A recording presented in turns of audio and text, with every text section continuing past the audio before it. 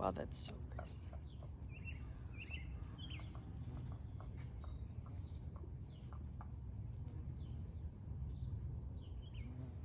Okay. Hi, and welcome back to your second week of this webinar series of Grow Together. I'm Bryn, I'm the gardener at Hope Grows, and today we are starting out our webinar about pollination in the pollinator garden. So if you're not sure what a pollinator is, let's start with what pollination is.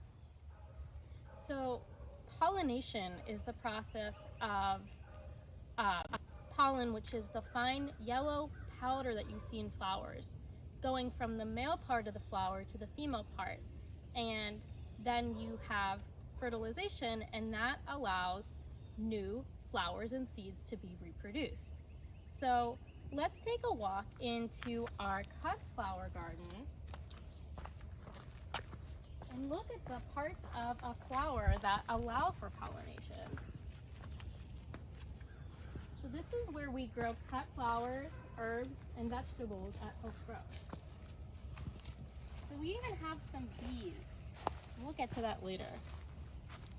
So the two parts of the flower that are involved in pollination are the male part, and the male part is called the stamen. It's that yellow stuff. The female part is the center of the flower, and it's called the pistil. When the pollen, which is on this stamen, this yellow part, moves into the pistil, that allows for fertilization, so pollination. And if we're thinking about working with tomato plants, we're going to come over. You can even use just the tomato over here. You have tomatoes in your basket, right? So here's a really good example. So this is a tomato plant, and if you've probably noticed already, if it's not already starting to make fruit, before you have fruit, you have a flower, and from the flower you get a tomato fruit. So in order for a tomato fruit to be produced, there has to be pollination. So it either comes through the wind or it comes through a bee. So what will happen is that you'll have the crossing of the pollen from these from these various flowers, and that allows fruit and then seeds to be produced. So what do we think a pollinator would be then?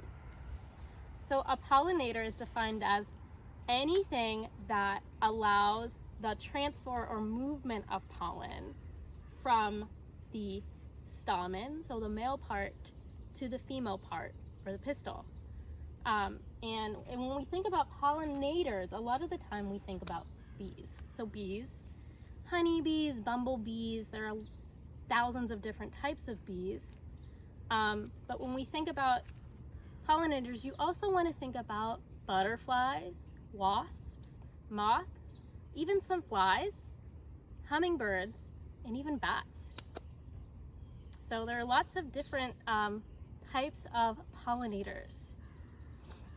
And pollination and pollinators are important because 3 out of 4 food crops in the world are produced or come to life through pollination. So it's not just bees that are important, it's all these other parts of the natural world.